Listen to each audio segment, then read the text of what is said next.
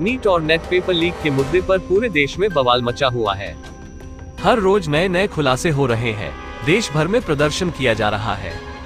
Court में कई याचिकाएं डाली गई है। कईयों की गिरफ्तारियां भी हुई है। इस बवाल के बीच सरकार ने नया कानून भी लागू कर दिया है, लेकिन क्या ये कानून उन चिटबाजों पर लागू होगी जिन्होंने इतनी बड़ी घटनाओं को अंजाम दिया?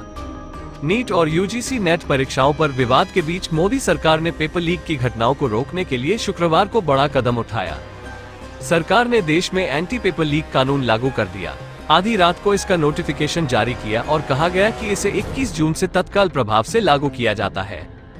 इस कानून में 10 साल तक की सजा और 1 करोड़ तक के जुर्माने का प्रावधान है। अब सबसे बड़ा और अहम सवाल ये है कि क्या ये कानून नीट और नेट परीक्षा में गड़बड़ी करने वालों पर लगेगा? इसका जवाब है नहीं लगेगी। क्यों नहीं लगेगा, आइए समझाते हैं।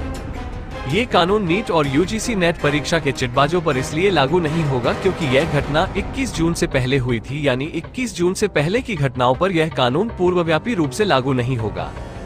21 जून या इसके बाद से अगर किसी भी परीक्षा में कोई गड़बड़ी या धांधली होती तो इस नए कानून के तहत दोषियों व आरोपियों पर कार्रवाई की जाएगी, मगर इससे पहले की घटनाओं पर यह कानून लागू नहीं होगा। सबसे पहले मामले को शुरू करते हैं। नीट यूजी की परीक्षा 5 मई को हुई थी। इसमें करीब 24-25 लाख स्टूडेंट्स शामिल हुए थे। 4 जून को इसका रिजल्ट आया था। इसी दिन लोकसभा चुनाव के नतीजे भी घोषित हुए थे। कहा जाता है कि 10 दिन बाद यानी 14 जून को इसका रिजल्ट आना था, लेकिन 4 जून को ही इसके नतीजे घोषित कर दिए गए। मोदी सरकार ने पेपर लीक को रोकने के लिए देश में एंटी पेपर लीक कानून लागू कर दिया। इसका उद्देश्य सरकारी भर्ती परीक्षाओं में धोखाधड़ी की जांच करना है।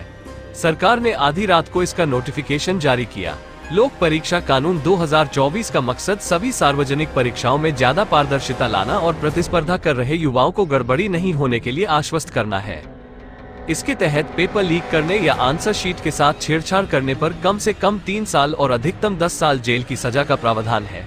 इसे 10 लाख रुपये जुर्माना और 5 साल की जेल तक बढ़ाया जा सकता है। राष्ट्रपति द्रौपदी मुर्मू ने लगभग 4 महीने पहले public examination prevention of unfair means act 2024 को मंजूरी दी थी। ताज़ा तरीन खबरों को जानने के लिए अभी टाइप करें दिव्य दिल्ली न्यूज़। नीचे दिए गए सब्सक्राइब बटन को दबाएं और नोटिफिकेशन के लिए दिए गए बेल आइकन को क्लिक करें। हमारे वीडियोस को लाइक, शेयर और कमेंट करना ना भूलें।